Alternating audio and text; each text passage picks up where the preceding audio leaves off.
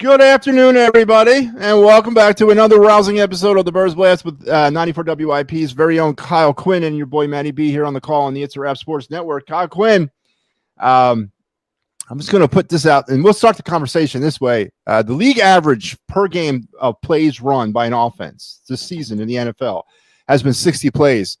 The Chicago Bears ran 85 plays against the Eagles on Friday in a 24-15 score. Was absolutely nowhere indicator of how far away this game was. Kyle, you said last week the loser of this game would be potentially the winner of the Fraud Bowl. Are you prepared now to own that statement? I mean, yeah.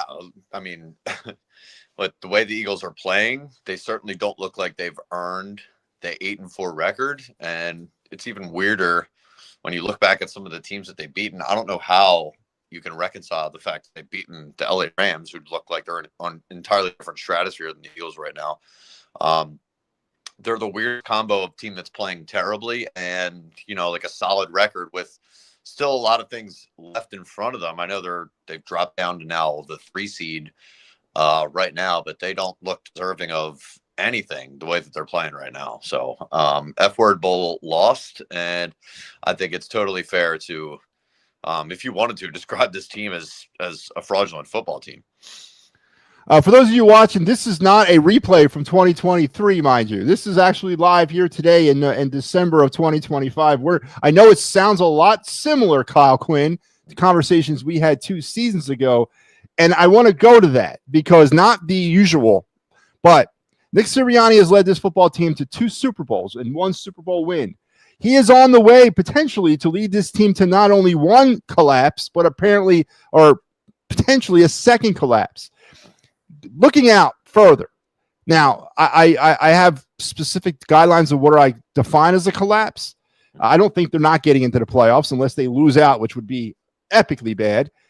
But if they do not make a serious run in the playoffs to get to a Super Bowl, is Nick Sirianni's job on the line?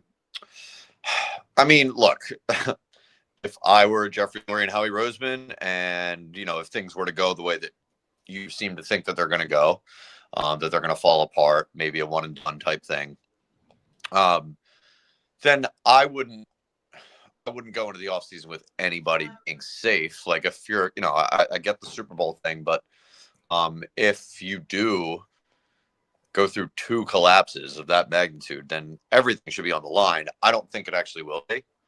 I think that they're going to sort of look at the big picture, and they're probably going to make the changes that everybody thinks they're going to make and get a new play caller in here, somebody with experience. But, you know, if it were me, I would probably make my decisions a little bit differently than they will. And could you let us in on what those decisions might be? Well, look, if it were to go the way that you said it's going to go, we'll see. But if it does go that way, then Howie Roseman is going to have to do something unprecedented. And that's either get rid of the Super Bowl winning head coach a year after they win the Super Bowl, or get rid of the Super Bowl MVP quarterback the year after they win the Super Bowl. That's something that's probably never been done before. But if it were up to me, they need to do something drastic, something serious, something unprecedented to get this thing back in the right direction. If it was up to Kyle, you there? Okay, I got you up to if it was up to me. Go ahead. Oh, all right. Sorry. Well, yeah. Did you? Okay, I'll just start. It was unprecedented. Either you got to get rid of the coach or the quarterback, and if it was up to you, what would it be? Well, man, I think the bigger issue right now is the quarterback. So I guess I'll leave it there for you. Well, come on, Kyle, you're the safe space here, man. We can talk critically of Jalen Hurts. There's nothing wrong with that, and it leads me to my next point. With the way this offense is operating, and I'm not laying all this on the feet of Jalen Hurts. I'm not saying this is Jalen Hurts, but I'm also not relieving him because I think the playbook is limited, and it's not indicative of 2025. It's been this way all his time here in Philadelphia, aside for what they found out about him in 2022. NFL defenses have figured him out since that MVP, not this crazy Super Bowl MVP nonsense, which I'm going to get to in a second, but MVP season that he had in 22. Aside from that, they figured him out a lot like they did with Carson Wentz. Maybe you might blame the injury there too, but it's not against the realm of possibilities to think that the quarterback is holding this offense back. No, I mean, it's not. I think every NFL offense is limited in some way, shape, or form by what their quarterback can do. And, some more so than others. You have who I think could be the MVP right now, Matthew Stafford, not a mobile quarterback, right? So technically that limits their offense in that they're not going to do Matt Stafford design quarterback runs, right? They want to do things that are to the strength of Matthew Stafford. And Nick Sirianni and Kim Patullo have both been around long enough to know. And look, and even if they, beyond the years part of it, they've been around enough this season to know that whatever playbook this is doesn't work. There's clearly a reason that it's as limited as it is. So, and that's my biggest point here. And a lot of Eagle fans take a personal stake in all this by saying that Kevin Patullo is out there purposely trying to run this offense into the ground. That's not what's happening out here.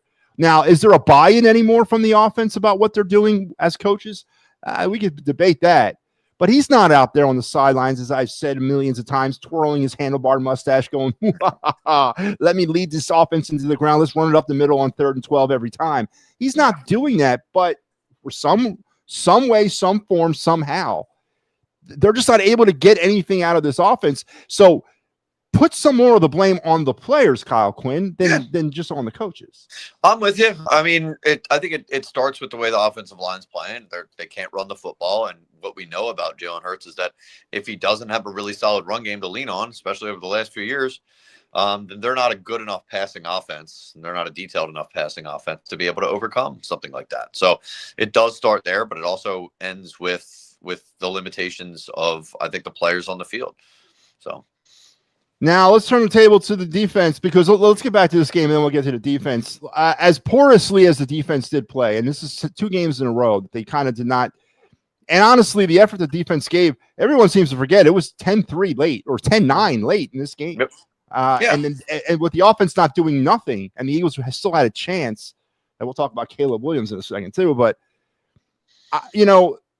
it's unfair to me for the ire to go onto the defense about it was their problem. They couldn't get this done. They couldn't get that done. Yeah, they could. They got no support again, they've been getting no support all season.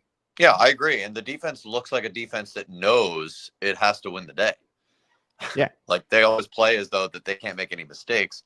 Now they did make that. The running game was an issue. The run defense was an issue. But like you said, the Bears had 10 points midway through or toward the end of the 3rd quarter.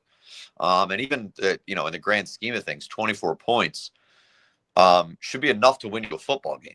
If you have any sort of realm of competent offense whatsoever, they don't. I mean, we know that they don't. So the defense looks like a unit that knows that they're their only chance to win football games right now.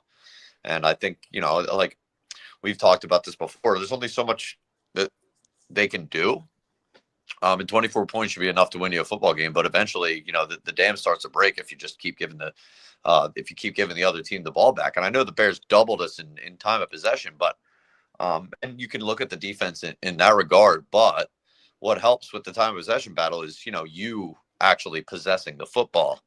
That would help, and that would have probably helped even out things. So it's the same 3-and-out, shoot yourself in the foot type of issues. But the defense, I thought, put them in plenty of chances to win that game. They just couldn't. The final time of possession was 39-18 for the Bears and 20-42 for the Eagles. And to kind of put it more into perspective, by the 10-minute mark of the 3rd quarter, the Bears had run 51 offensive plays to the Eagles 20 offensive plays. That's disgusting. And it's absolutely terrible. And if not been for the slip shotty, and once again, an opportunity for me to watch a player like Caleb Williams, who I'm not going to sit here and tell you that I spent any time at all watching. I wasn't impressed at all. He missed a lot of wide open throws, but he's got a very, very competent, creative play caller in Ben Johnson. Coaching does matter, Kyle Quinn. And what the Bears did to the Eagles on Black Friday was they took a page out of the 2024 Eagles offensive playbook and used it against the Eagles, ran the ball up down their throat, and then set up the quick, easy game management type passes. Yeah, and I was almost like saying a prayer every time that they let Caleb Williams drop back and throw the football, because they were giving us a break. I mean, we couldn't stop them on the ground one bit.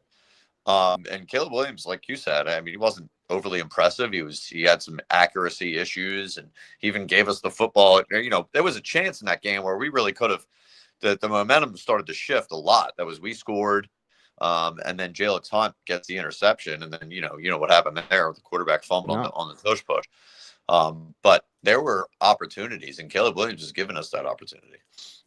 Eagles have now committed 4 turnovers in the last 2 games, which is not helping their case at all in terms of trying to turn this thing around. Another time of possession situation at the end of the first half. The Bears had the ball 21 minutes, the Eagles 9. It was just, I'm not going to throw this game at the hands or the feet of the defense. I'm also not going to take the defense out of the equation. But if it hadn't been for the defense this season, the Eagles are not 8-4. The record might be reversed. They might be 4-8. I mean, yeah, the offense looks like a 1-win team offense. They're worse 3-and-out rate than the freaking Tennessee Titans, who do have 1 win. So yeah, and that'd be nice. We'd be up top of the draft pick thing, but that's not what we're looking for. Let's get into the Birds Blast stat pack, because I want to kind of turn the page on this thing as fast as possible, because we got another one coming. Eagles 1 for 2 in the red zone, 22 for 29 now on the season, 75%. But that's I think that's a real empty stat right now for this team. When they get in the red zone, which is only 29 times all season long through 13 games, it's really not that much getting in the red zone, Kyle. Yeah, it's not. That was, early in the season, that was the one thing you could point to and say, well, the offense does this well. They have a high red zone success rate. But like I think, compared it to last week, it's easy to have a 1,000 batting average when you only go up to the plate one time. So Michael Papernick says the Eagles haven't showed up yet after the bye. Michael, they haven't showed up yet at all season. I mean, tell me the complete games they play. Let's go through the 13 games very fast. You give me the game that you can say, yeah, that was a complete game. You can't, even the Rams game, you can't say it was a complete game. They didn't play in the first half. They came back in the second half. So it was just the Giants game. Just the Giants game, really. Well, yeah, okay. I'll give you the second Giants game. All right, there you go. Kyle corrected me. The Eagles scored 3 first half points, 12 second half points. They're now averaging about 12.3 in the first half and 9.0 points in the second half. I don't need to go on any more into that. Here's a dubious stat: 7 penalties for 44 more yards. Kyle, the Eagles now have 91 penalties for 7 penalties a game, 665 yards for 51.2 yards of penalty yardage. Kyle, the Eagles have an opportunity to be the first team in Eagle history to ever be penalized for 1,000 yards or more in a season. And I don't see any signs that point otherwise than they are going to break that or set that record, Kyle. And how disappointing and dismal is that for you? Terrible. But, Matt, we were looking for something they do well. They get penalized pretty well. All right, that's what I'm talking about. Let's change the Negadelphian attitude right around to something positive. That's why you're on this show, Kyle. That's why you get paid the big money on the big FM airwaves, man. Right. We did force a turnover, though, but still only 13 on the year. 1 a game. They committed 2 more, and now they have 8 on the season. Jalen Hurts walked out of this game clean for a lot of different reasons. He did not get sacked either. And they did get to Caleb twice for 10 yards. 0 for 0, Kyle Quinn, on 4th down efficiency. When in the hell was the last time we sat here on a show and said the Eagles were 0 for 0 going for it on 4th down? And that's, again, a snapshot of a bigger problem with this football team. Yep. Yeah, I mean, it's bad when they're not even getting themselves in these 4th and short situations. Like, they can't gain yardage on 1st and 2nd down. They go backwards a lot of times. So it's just getting worse and worse. Yeah. Freddie Burns checks in and says the issue is KP the issue. The wide receivers are open. Is KP the issue if the wide receivers are? No, absolutely not. And we've been I think this might be the last bastion of support for Kevin Patullo is this show. We just kind of went through that, Fred, and explained that there is a lot of responsibility to be laid at the feet of the quarterback here. Papernick says AJ Brown leads the team in penalties. I'll have to check that. That doesn't make any sense. I think he does. Does he really? Even the pre-snap stuff, it's him? Yep. Wow. Yep. Wow. All that. Way to turn it positive. That's right. That's what we do on this program. I am Mr. Positivity. The Eagles OC and head coach can't coach a wet paper bag. Yeah, I know it's quickly, and I love the fact that it's a what have you done for me lately business. And yes, but I think the question, if this collapse does sort of proceed like 2023 and they're either one or done, or God forbid they don't get in the playoffs, a conversation is going to have to be had about potentially making a head coaching change. And Kyle sort of backed that up. Or a quarterback change. Seems. I mean, they're going to have to do something crazy. They are. And now let's talk about craziness before we turn the page on the Chargers or into the Chargers. The big topic of conversation this week has also been the potential replacement of your quarterback right now for one Tanner McKee. And I think, and let me tell you where I come out on that side of that coin. I don't think Tanner McKee is the answer long term at all, but I know Jalen Hurts is not the answer short term. And if we're not able to if we're not going to change things with the current offensive makeup, play wise, why not put a quarterback that one nobody has really any tape on into the game for a game to try to sort of reignite this offense and maybe send some life into it? Why is the sacrilege comment of replacing Jalen Hurts so like met with a lot of vile about the quarterback not performing well that he deserves to sit?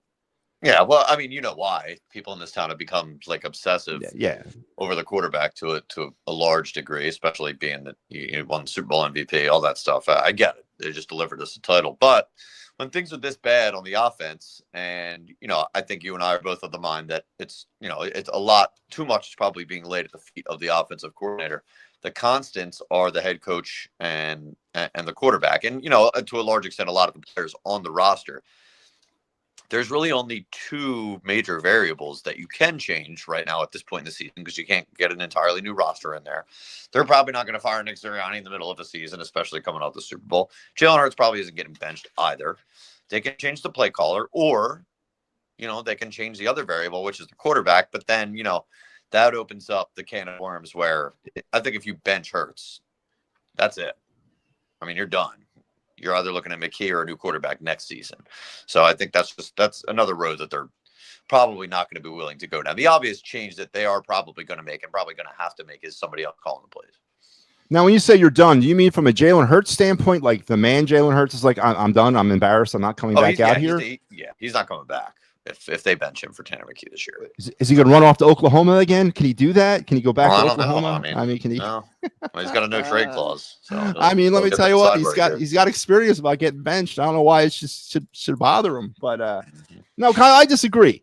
Because we also hear all this. Jalen Hurts is all about the wins. It doesn't matter about what the stats look like or be sexy and all that. Now, that to me would be I'm a leader. I get it. I'm not performing well. I'm going to step aside. I'm going to let someone else take the realm for a little bit, and then when my number's called again, I come back out.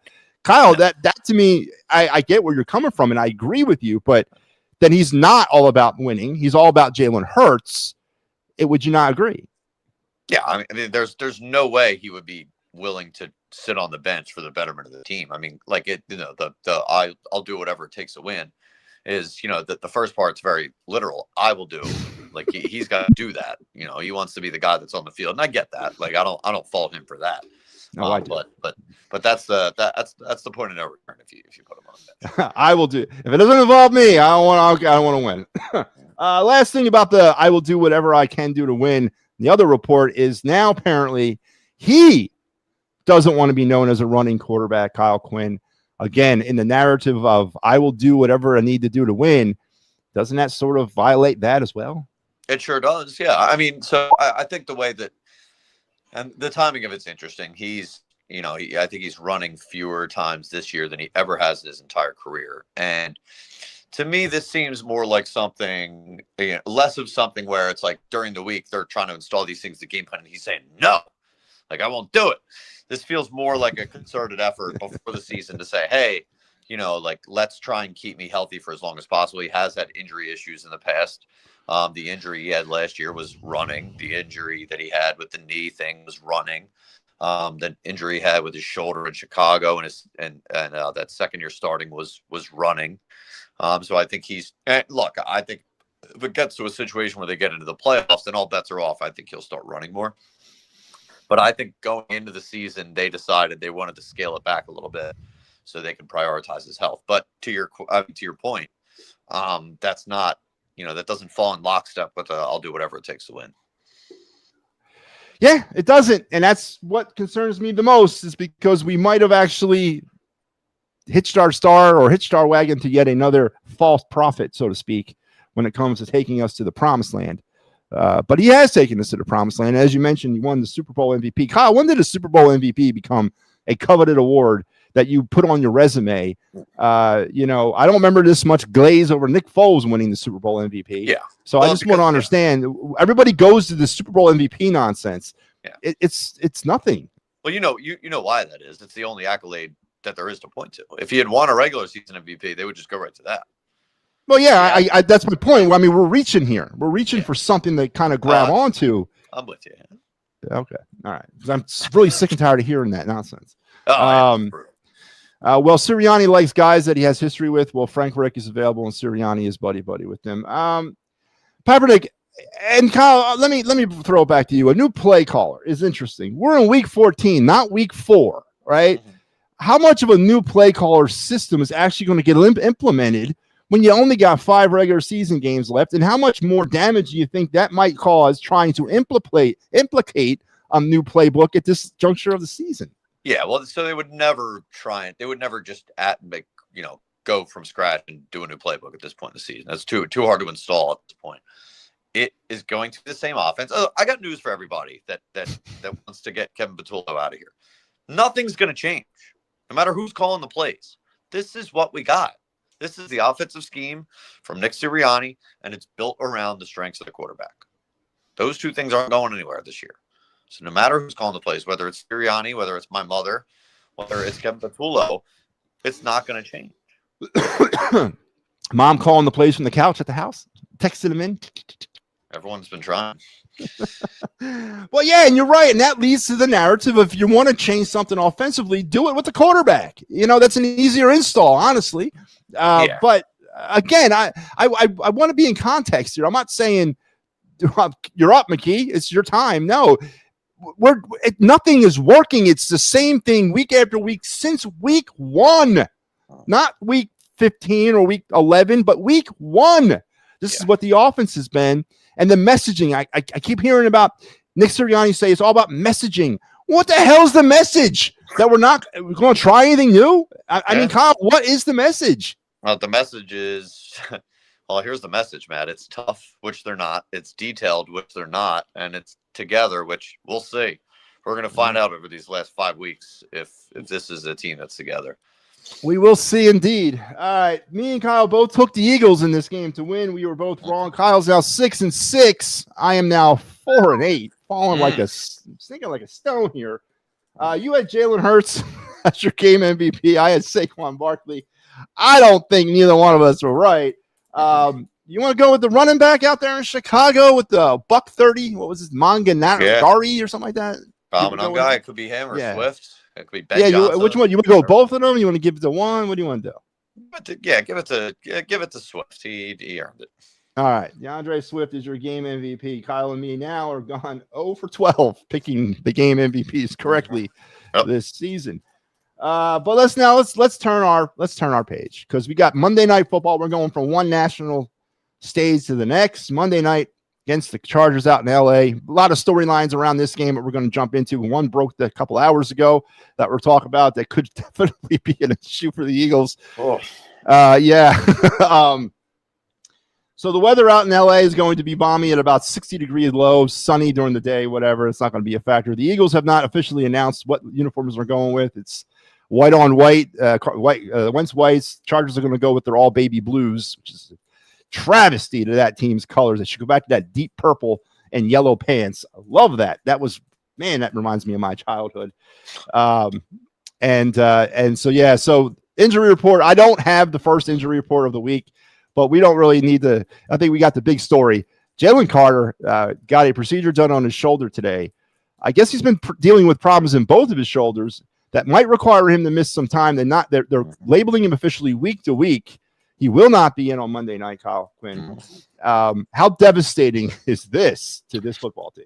Well, I mean, it's brutal. I know he hasn't really been having the best season, but he's still that guy, that commanding presence on the defensive line who takes up double teams. He helps open up things for other guys. And I think the real killer is that the backup stinks. I mean, Byron Young, it's like God. I mean, the guy is brutal. The Eagles are getting ran through by the run game of the Bears, a solid, decent offensive line, not a very good one. They got their ass kicked by that O-line. And, I mean, this is a killer. The only positive here is that he's not going on IR. So Yeah. it seems to me like they think that he'll be back before that 4-week timeline. But I mean, that hurts. That really does hurt. Yeah, I noticed that they did not designate him. They did not put him in the IR. They're officially listing him as week to week, which is, you would probably think they do, though, at one point, going to have to make a decision for a roster spot if he can't go and they're getting gouged. Now, I don't know what you do there, but on the other side of the football, Justin Herbert broke his non-throwing hand in the game against the Raiders on Sunday, but apparently he's trending on playing on Monday night. With those two injuries specific, and then we can get we got the nagging injuries that are still existing with the Eagles, and the Chargers are a relatively healthy group because they got 9 players on the IR, so all their problems are major. Yeah. But with the Justin Herbert, Jalen Carter injuries specific, does it tilt any way to any team? They probably Herbert's going to play. I think probably advantage Chargers. Yeah. In this, especially it's not non-throwing hand. Yeah, he still has to grip the football, but you're right. I'd rather it be, if you're going to break a hand, I'd rather it be the non-throwing one. But all right. So Monday Night Football in LA. LA is apparently, what I hear, is no longer a home field advantage for the Eagles. Apparently, it's catching on out there, and there are people actually starting to like their own football teams. We'll see. But we will see. What do you think is going to happen out there in old SoFi Stadium on Monday Night Football before we start breaking this thing down? Nothing good, Matt. Nothing good. Whether we win or lose this game, we are all going to be ashamed Monday night, Tuesday, and the rest of the week. Oh my God, Kyle, man, I'm supposed to be this guy. Well, I'm not. I can't play the other side of this duo. I gotta be me. We can't have both me on here. It doesn't work. Then don't. Just be honest. Be you, buddy. I've always been honest. That's my problem. That's me. All right. Me too. And well, that's debatable, Kyle. Listen, and I give you the credit since last season. You took off the homer glasses last year, and I will give you that. And this year you've been pretty even keeled too. So yes, I will give you. I always just tell you what I think, whether it's a positive or a negative. It's what I think. I don't do it for the sake of being positive. I don't do it for the sake of being negative. What my opinion is, what my opinion is. It's always what I'm going to give you, bud.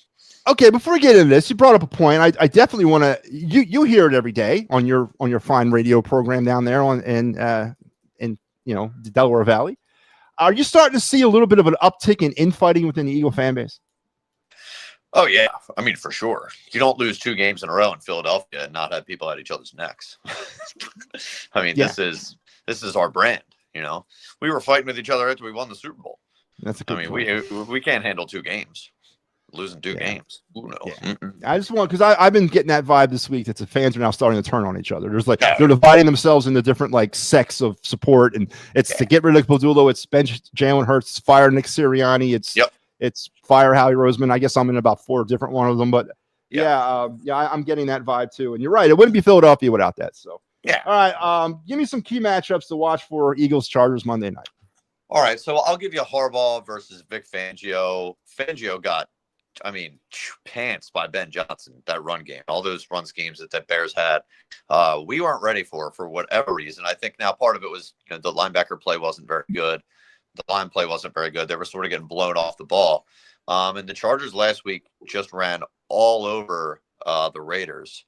And they have the ability to do that. So Vic Fangio needs to be ready for Harbaugh to, Harbaugh's not an idiot. He watched the tape and is like, oh, I'm going to try and abuse the hell out of that Eagles defense and run the ball down Vic Fangio's throat. And Fangio's got to be ready for that. So 2 veteran coaches, again, Harbaugh been around a while, Fangio been around a while.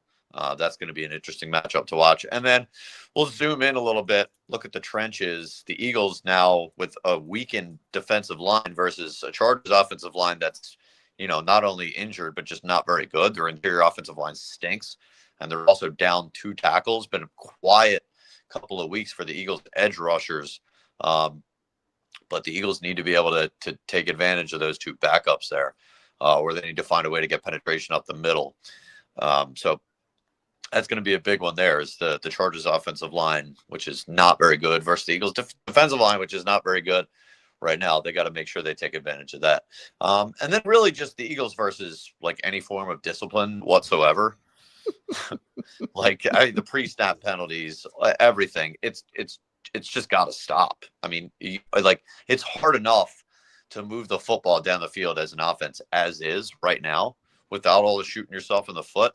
They can't be getting a holding penalty. They can't be getting into 2nd and 20. I mean, God knows, there's no way we can overcome a 20-yard, a 2nd and 20, or a 1st and 20. Because if we get to 3rd and 10, 3rd and 15, you know what we're doing. We're handing it off, running into Jurgen's ass, and then we're punting the ball away. So the cowards draw. They'll go back to that. Yeah, I mean, so like they got to be more disciplined. I don't know any other way to say it. It's got to stop. So I agree with that last point about the penalties, but we've been talking about that for 13 weeks and it ain't changing. And I don't know if that's not a light switch, Kyle. That's something that you actually have to be disciplined in, knowing how to be disciplined. And I don't think that's coming up, and I don't think that's happening. And that's just part of what this team is. I guess that's the identity. They're a really heavily penalized, undisciplined football team. Yep. But all right, my keys to Eagles victory. Not my keys, my matchups. Josh Herbert versus the Eagles. I'm going to go Eagles secondary. There was reports this week that the Eagles had an opportunity to upgrade Darius Slay. But now I also saw something earlier that Slay is not going to Buffalo or whatever. But the secondary is still a little chumped up. And I don't know if Cooper DeJean on the outside, we didn't see him much on the outside against Chicago. I know we saw him a lot on the outside against the Cowboys, and it didn't work.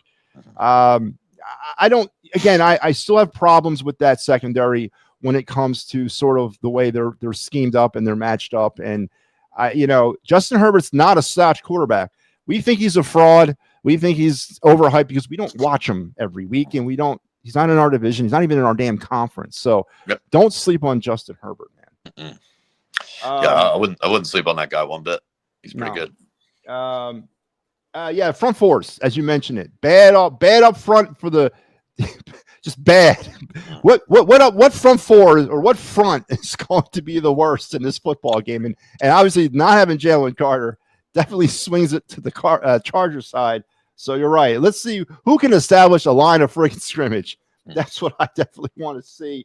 And the coordinators versus the coordinators, not Eagles coordinators versus the Chargers coordinators. No, I mean the Eagles coordinators versus each other. That's a key matchup for me.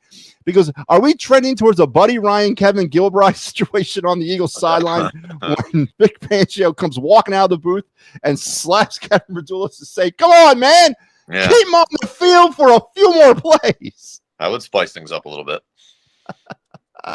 So there you go. There's my Eagles keys to victory. What are you? My key matchup. Sorry. Now, what are your Eagles keys to victory?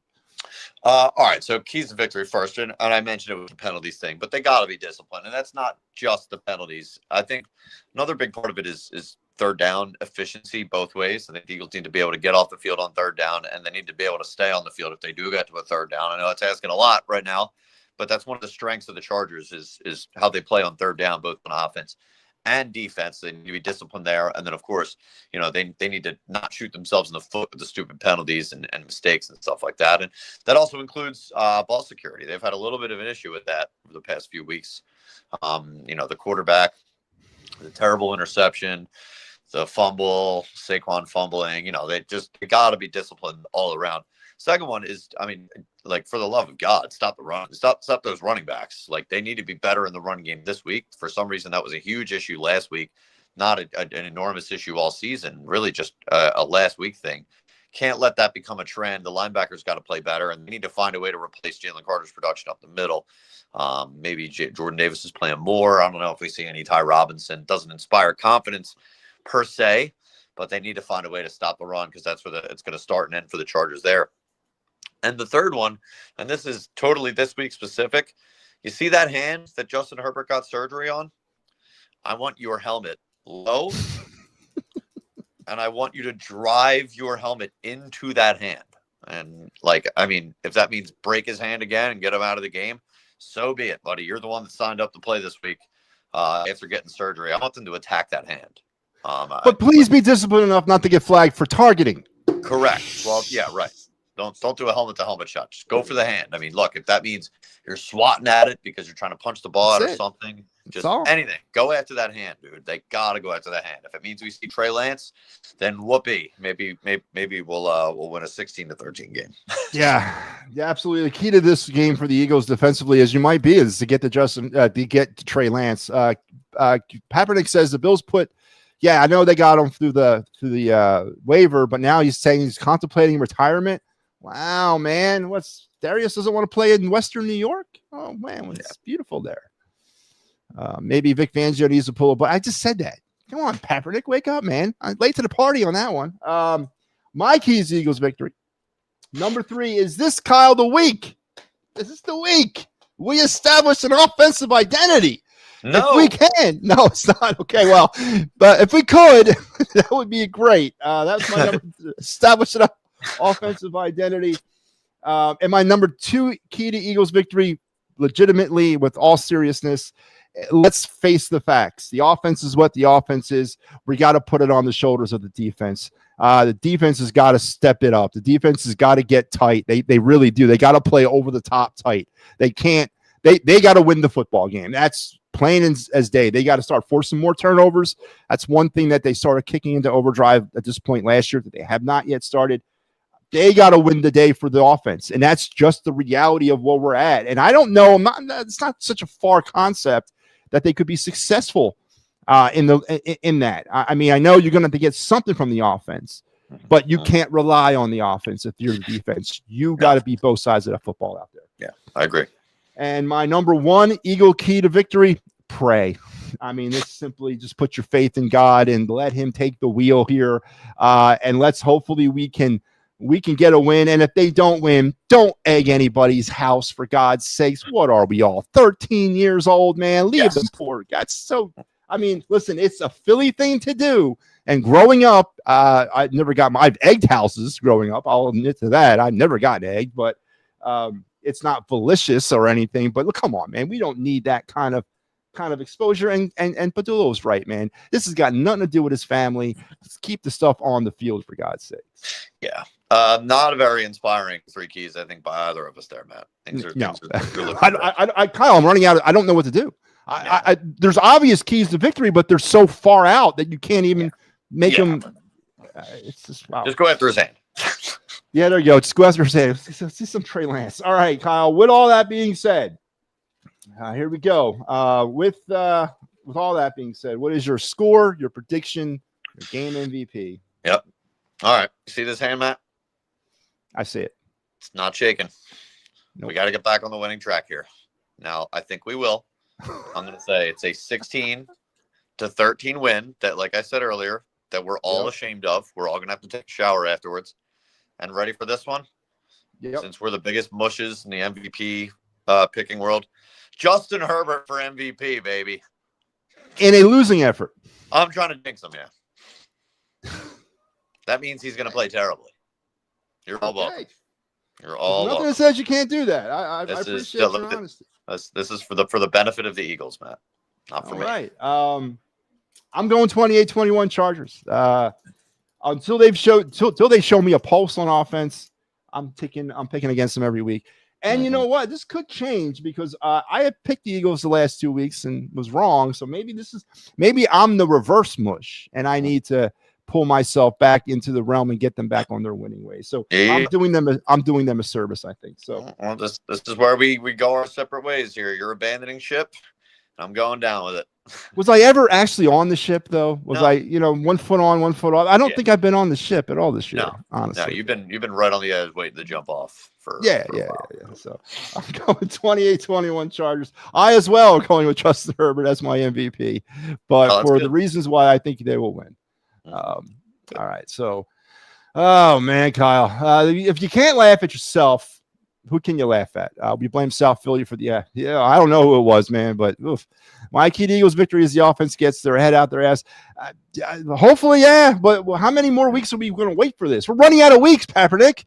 We're running out of weeks, man. That'd be a start. Hopefully 2016 Eagles. Mickey says 40-30. Jeez. Mickey, can you grow up, please? 40 points. We're done with that now. This team's not putting up 40, man. Maybe the defense creates like 7 turnovers. I need us to grow up. Mickey Delaney I guess Mickey Delaney's putting the offense back together in this week. I guess they're going to all click starting on Monday night in SoFi. Hey, it could happen, but I don't think one of these days. Yep. Mm-hmm. I don't think it will. All right, Kyle. This is the time of the show where we go into our question of the week. This is the most in-depth part of the show. I lock myself in a room, and I come up with the most tantalizing questions to get you thinking and get your brain moving, Kyle Quinn. And this week, obviously, is centered, I guess, kind of building upon what I asked you earlier about change and messaging and what have you. How much I maintain that this offense is not anything different than it was in 2024 when you take Saquon Barkley out of the mix, and it certainly is the same type of offense you had in 23. So I am not necessarily sitting here telling you that this is so jaw-dropping to me. This was what I kind of expected if Barkley did not have a replica or something similar to what he did in 2024. Mm-hmm. And with that being said, we talked about the quarterback. We talked about the coaches. Let's talk about number 26. Is 26 struggles because of the offensive line? Are they the struggles because he is DeMarco Murray reincarnated, or is it something else that's precluding Saquon Barkley? And I'm not asking him to get 2,500 all-purpose yards. Yeah. 1,000 rushing yards would be nice, but this is bad, Kyle. This is terrible. Yeah, and I know that a lot of the ire is pointed toward the offensive line, and they've not been great, but I think it's more due in part to Saquon. And he just looks like a guy that's coming off a 500-touch season. Not everybody's built for that, right? Like you have your Derrick Henrys of the world who are just freaks, and they come back every single season, and they're ready to go. I thought Saquon might have been able to be that guy. He's clearly not. I mean, he looks like a runner who is satisfied from last year and paid from last year. He's not cutting up the field. He's not lowering his shoulder. He's running out of bounds. Like he looks like a runner who's satisfied right now. So if you want to put it on one thing or the other, I'd be very curious to see what if they gave Tank Bigsby more touches, what it would look like, right? Like that's another one of those variables that we talk about changing is they're not going to be able to get an entirely new offensive line in here. So I'd be willing to find out. Like the running game can't get any worse, can it? No. So, but to answer your question, I think it's in very large part due to the way that Saquon Barkley looks this season. It's not been that good. Yeah, and I think early in the season we were all kind of going towards the offensive line's instability, but you're right. I think as we've gotten through the season, he just doesn't look the same.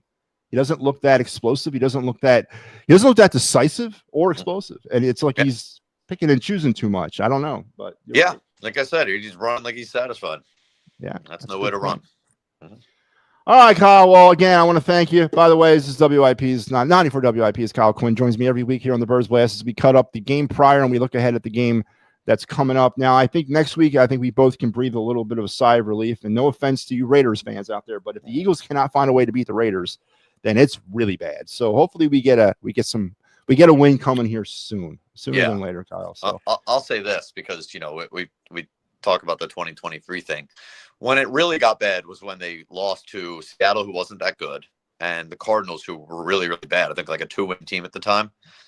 To the Eagles' credit, at least they played a couple tough teams. I mean, the Cowboys are one of the hottest teams in the NFL, and the Bears are now the number 1 seed in the NFC, and they don't really get a break with the Chargers, given their record too. So next week, look, nobody wants to lose 3 in a row. But the real unacceptable loss would come next week to the Raiders. So that's where we're going to find out a lot. Yeah, and you're right about the Cardinals. I remember that very well, and I knew at that point that I was right about the 22. Well, you can't beat the Cardinals at home. They lost at home to the Cardinals.